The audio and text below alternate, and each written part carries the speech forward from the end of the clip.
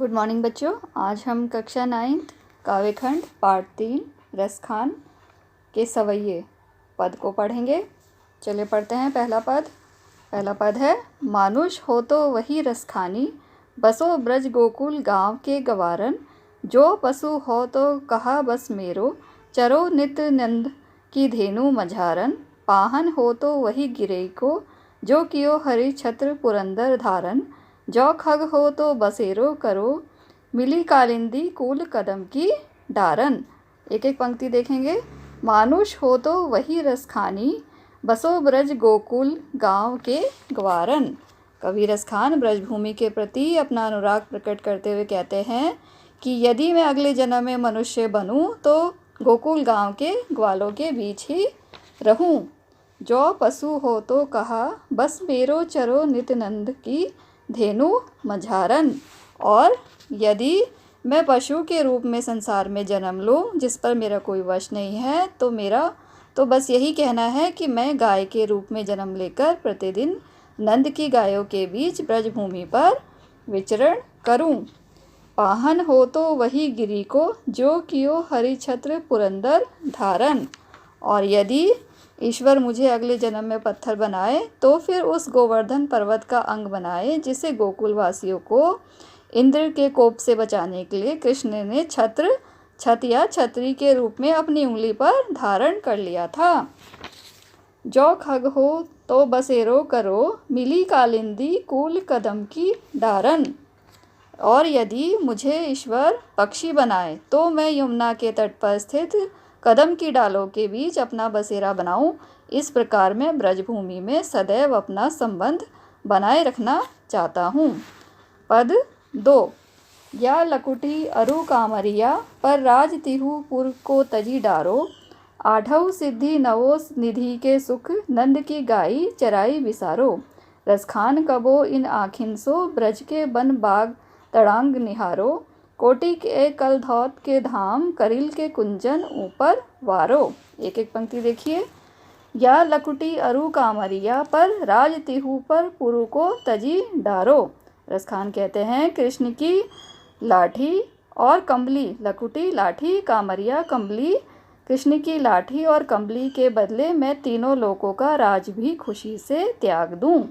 आठों सिद्धि नवो निधि के सुख, नंद की गाई चराई विसारो।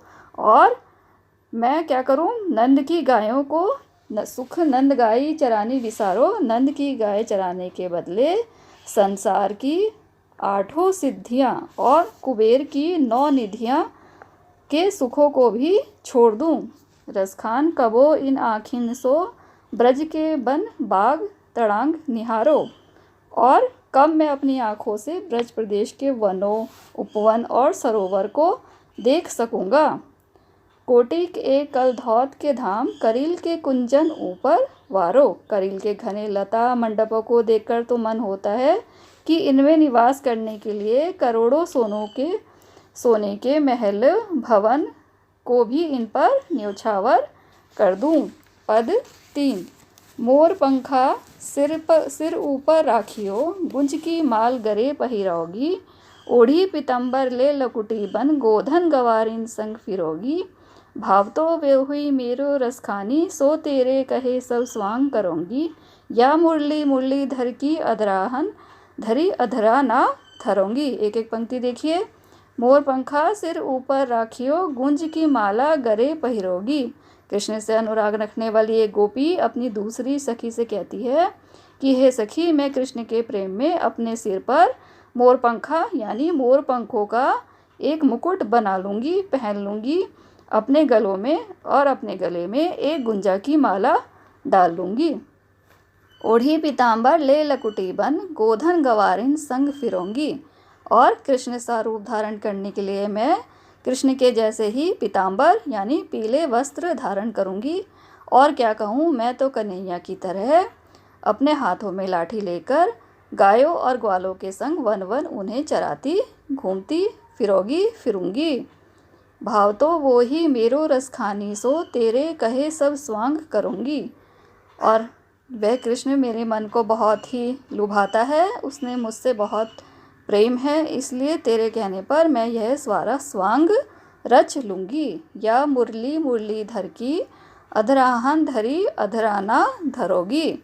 परंतु हे सखी, ये कृष्ण की जो मुरली है, जिन्होंने इस मुरली को अपने होठों पे रखा था, उस मुरली को मैं किसी भी कारण, किसी भी स्थिति में अपने अधरों पर स्थान नहीं दे सकती।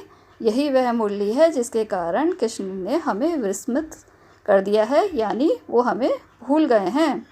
बच्चों, आप रसखान के सवैये पद को ध्यान से सुनेंगे और अपनी बुक से भी देखकर पढ़ेंगे और समझेंगे।